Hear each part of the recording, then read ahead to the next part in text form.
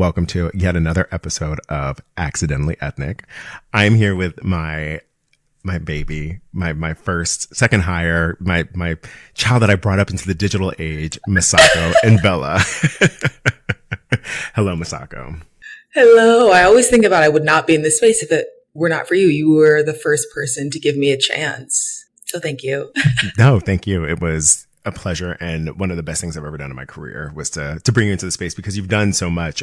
And now you're telling your own stories in the space. And it's so great to see. It's been quite the evolution for both of us. And we can talk about the parallels of ethnicity and talking about that digital space because we saw a lot of shady shit in our day. So, yes, we did. Yes. But we're here to talk about you. So why don't you tell us your name and where you're from and where you live and just give us a little Misako background.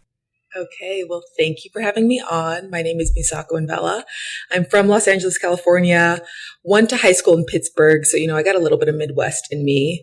Then back to LA, and I'm currently coming to you live from Mexico City, where I've been for the past almost 3 years now. I can't believe it's been that long. I know. Yeah, I guess taking all that in because being born in LA, a name which doesn't sound like a typical American, if you will. I think the big question I ask everybody is, what do you think of when you hear the word ethnic? Like, what's the thing that comes to mind and how do you describe that when you hear that word?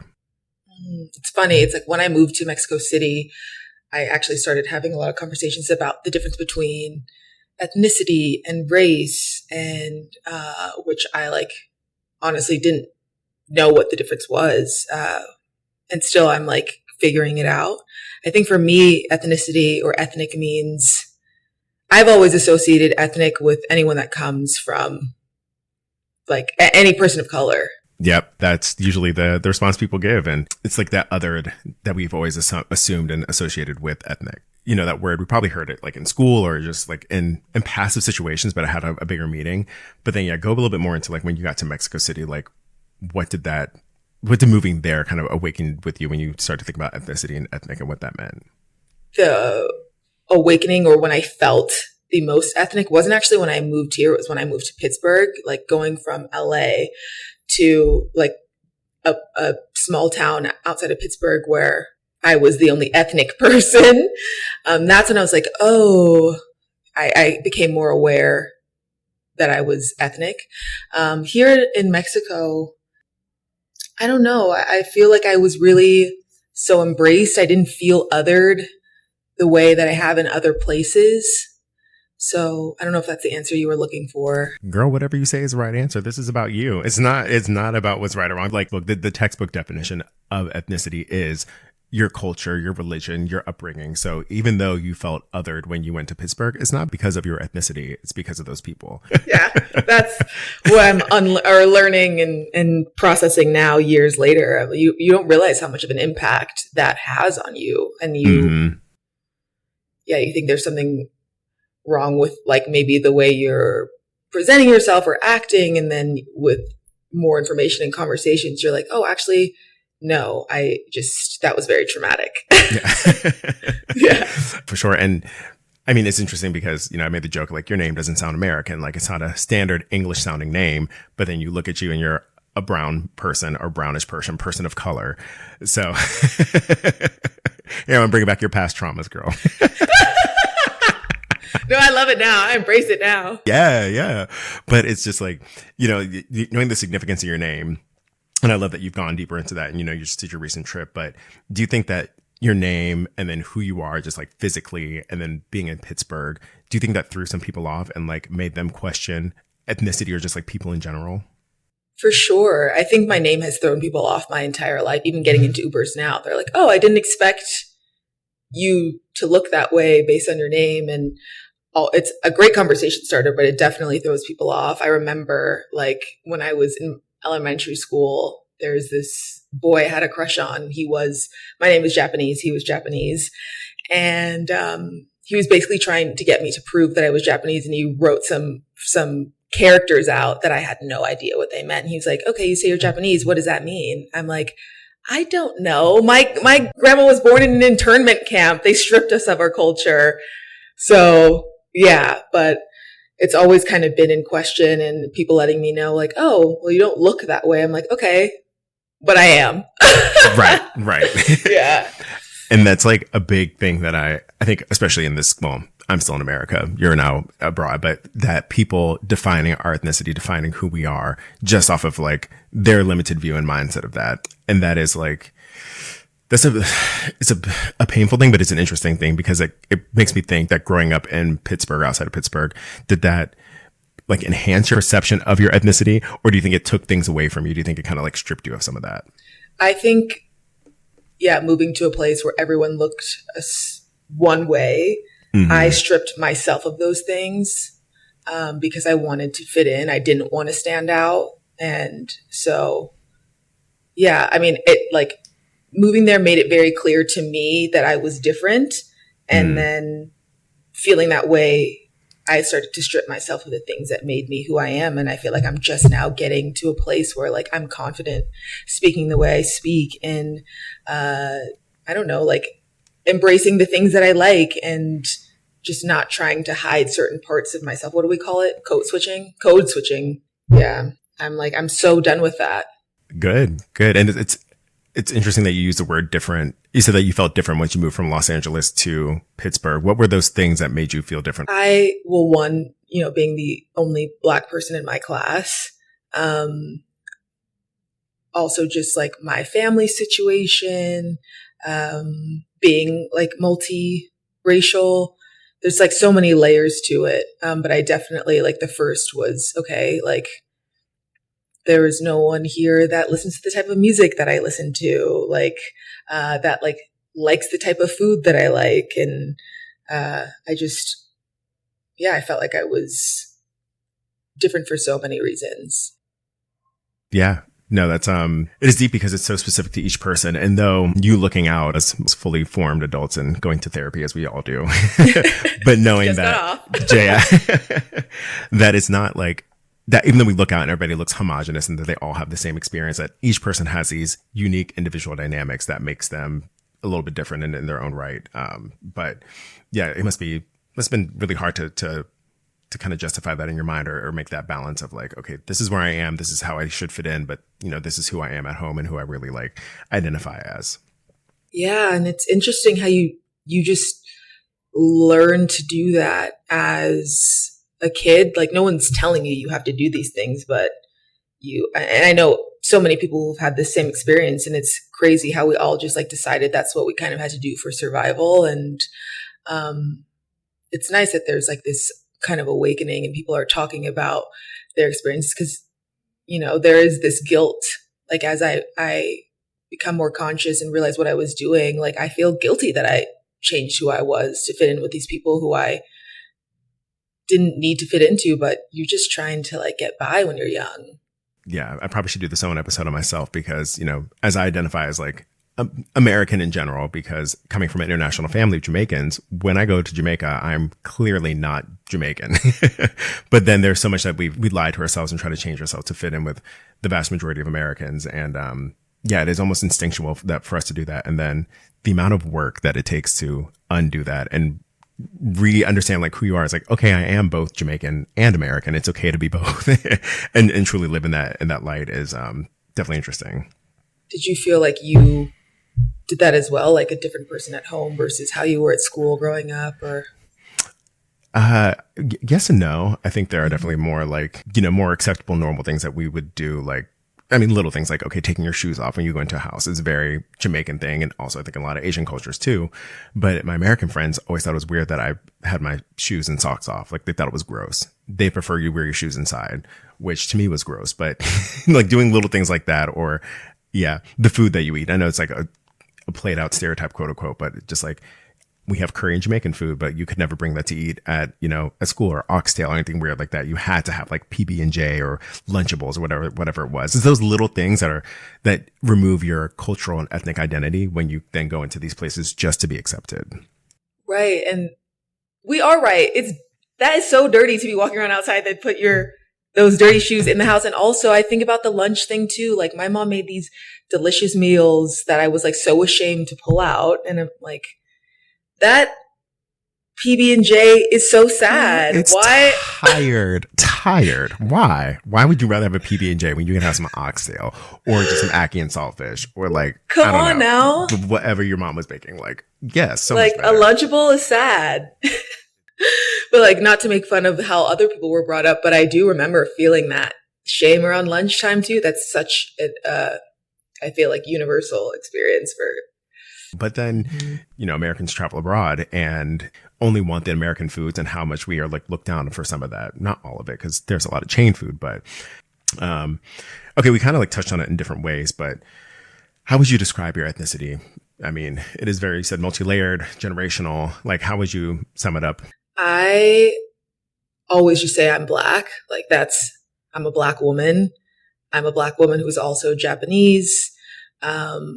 There is some European in there, which I didn't realize until I did my test, my 23andMe. But I've always just like identified as like a Black and Japanese woman. And I think,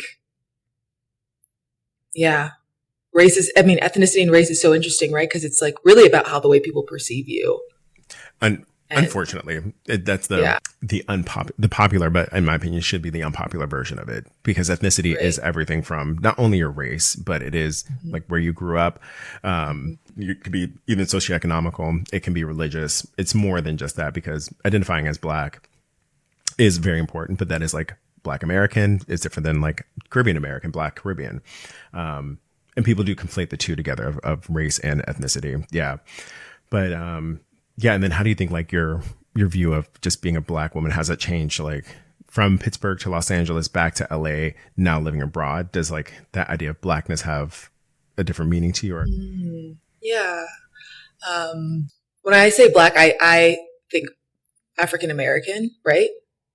And I think that like the way it's changed is that I just like wear it so proudly. I mean, I've always like loved being Black, but there were certain traits about myself that I didn't like express as openly as I would have liked, because I felt like they wouldn't have been embraced back.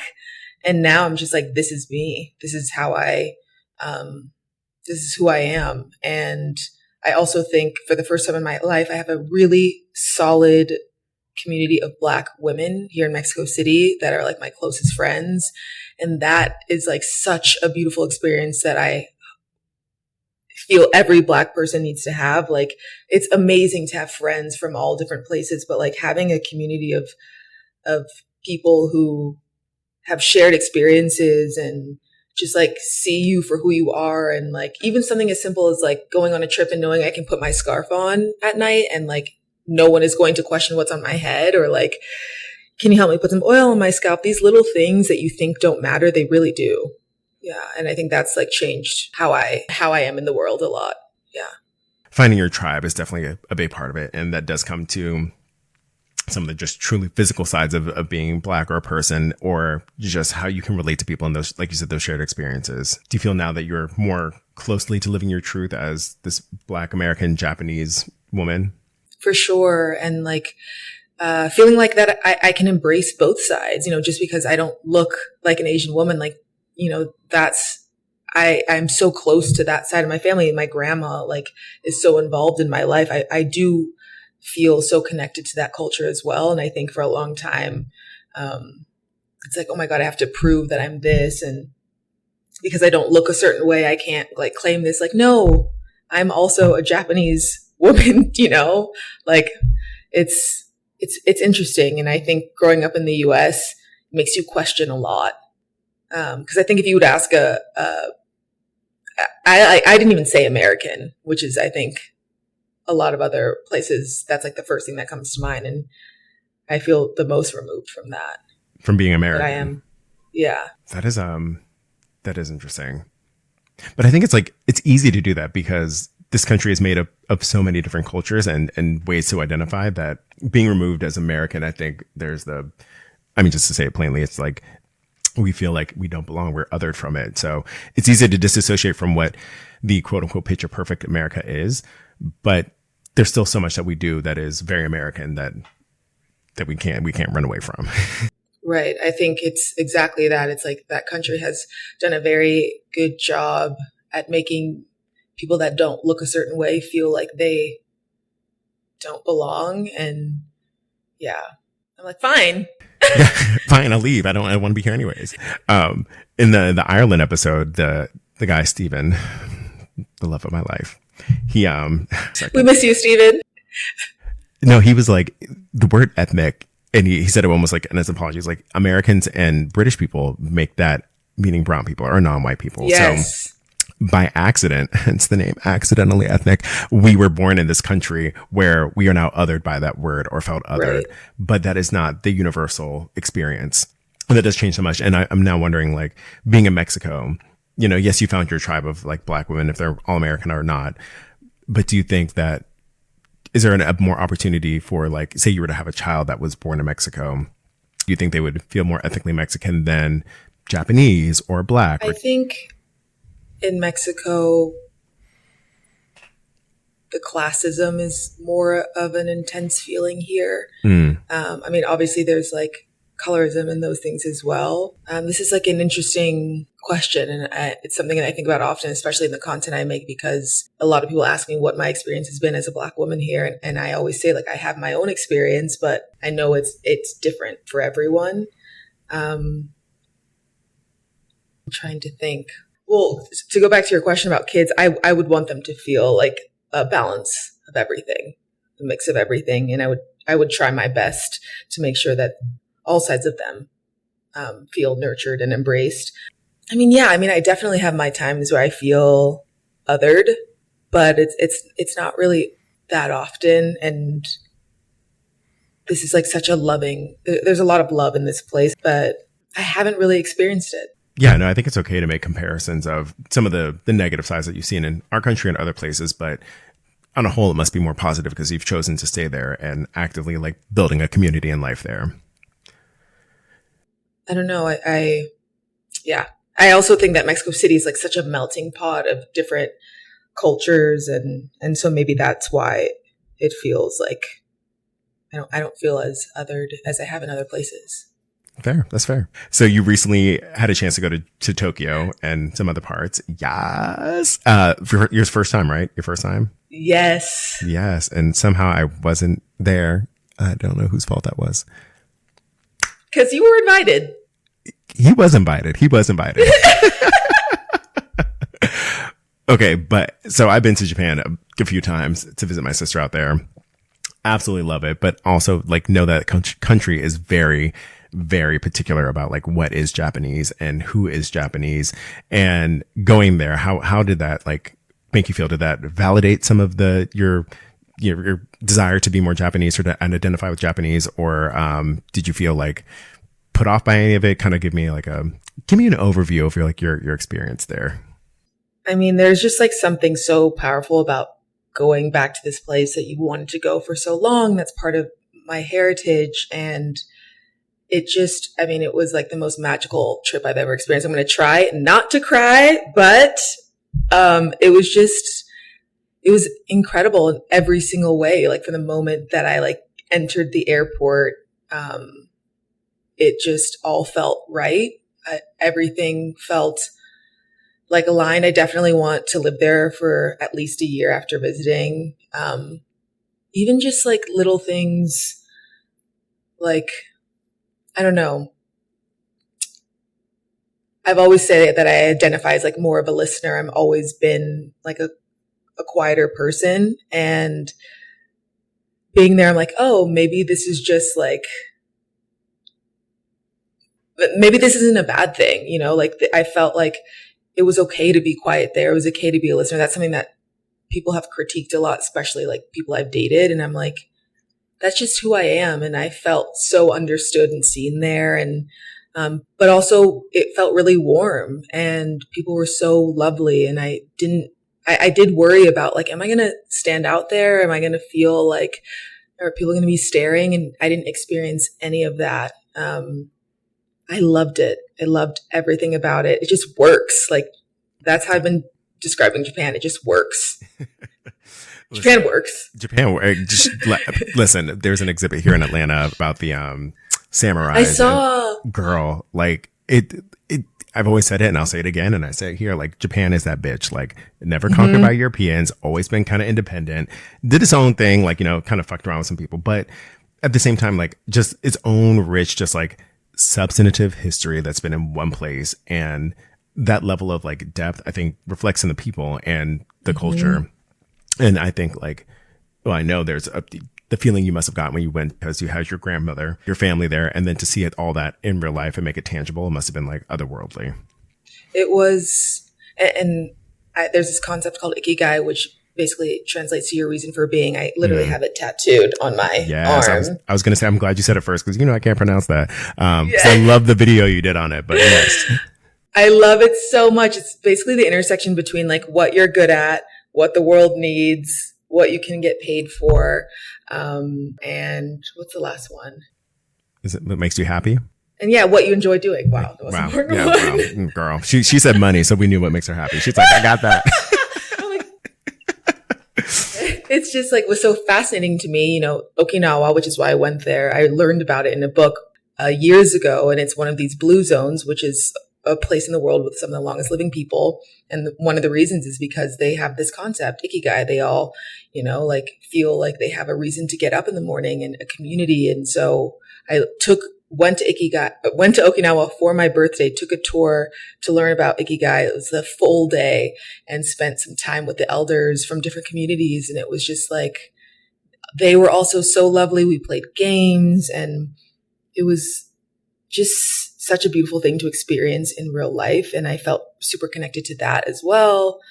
I could go on. And it's also hard to put into words. Right. It was just a feeling. And that is like, I think when I like keep defining ethnicity, it truly is, there are physical elements, but it's that feeling. It's that feeling of like seeing probably what your grandmother did in small ways throughout your life that represented Japanese culture, feeling that other part of, you know, who you are and seeing it in real life and realizing that it's not actually different. There's a whole nation of it that makes it normal. I think that feeling part is what a lot of us ignore. A lot of people ignore when it comes to defining their ethnicity and others. Yeah. And it makes me emotional too. Cause like I told you at the beginning, my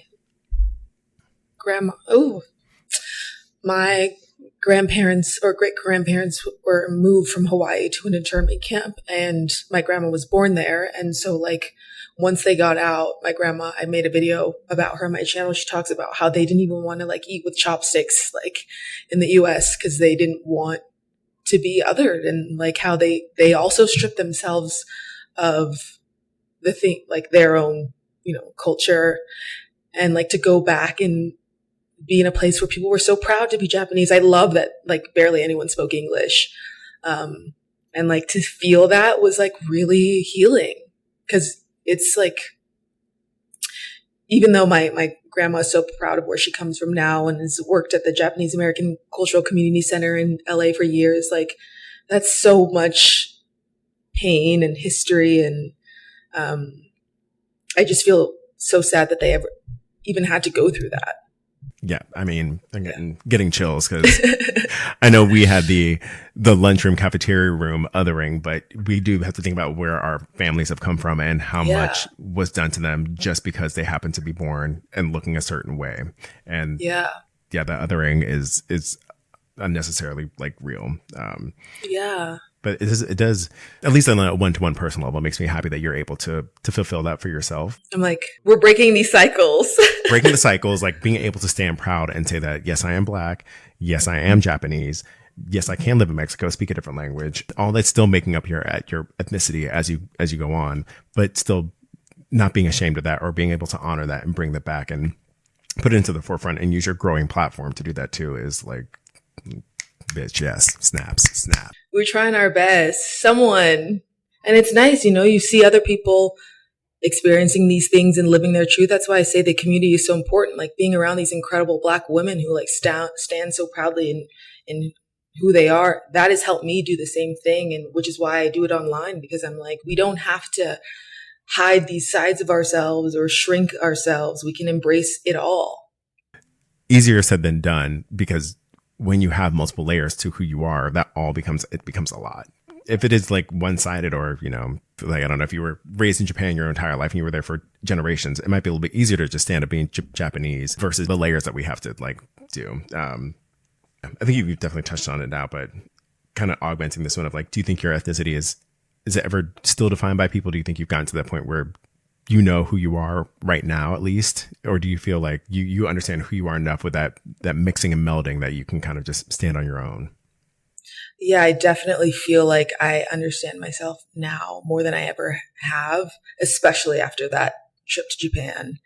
And I can't wait to go to Africa and have that experience. I think also now being in the space where I am doing my own thing in my career and I don't have to like shape shift, feels, feels good.